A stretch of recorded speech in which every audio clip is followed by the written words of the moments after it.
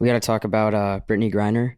Okay. Just want to hear your thoughts on the trade just happened, obviously, right? Yeah, first WNBA trade anybody's ever noticed. Yeah. Yeah. But yeah, just like your thoughts on how that went down. Something too that just got posted I just saw was Nick Fuentes just said that Kanye was supposed to meet with Putin. If you look, I don't know if you've seen it. Oh no, I've missed this one. He was supposed to meet with Putin, and he was going to get Molotov-Ribbentrop Pact. He was going to get Brittney Griner out, and the reason that Biden did the trade was because they knew that they were going to release him. Yeah, well, that seems like a lot of reliable sources speaking about really important topics. My general thoughts on the Brittney Griner trade are severalfold. One, Brittney Griner is an American citizen. We should do everything we can to bring American citizens home. Two, when you have the White House press secretary saying it's particularly important to bring this particular American citizen home because she is an LGBTQ woman of color, I start to go, why? I mean, seriously, why? Like, why does that make her specifically more important to bring home? Like, is it more important than Paul Whelan? More important than the 40 to 50 other people who are American citizens being held in captivity around the world? Like, I don't know what makes Brittney Griner more special than they are. She was certainly victimized by the Russian government, which was using her as a pawn, no question.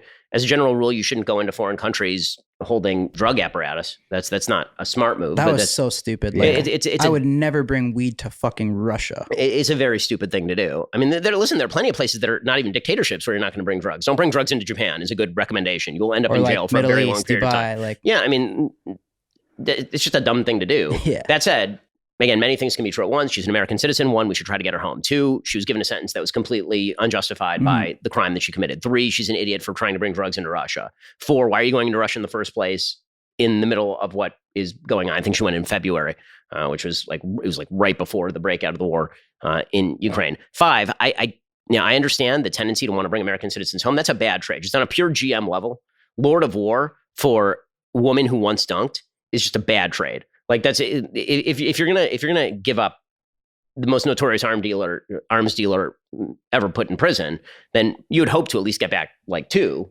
or like one and a player to be named later. Like, this is just not good GMing by the Biden administration. So they tried to include Whelan too, right?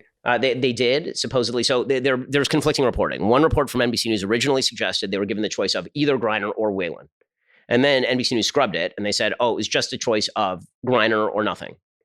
And so, depending on which version of that you believe, the trade was what the trade was. It does incentivize. I mean, just on a general level, it incentivizes people to take hostages. Obviously, yeah. If you're a famous person, don't go to Russia right now.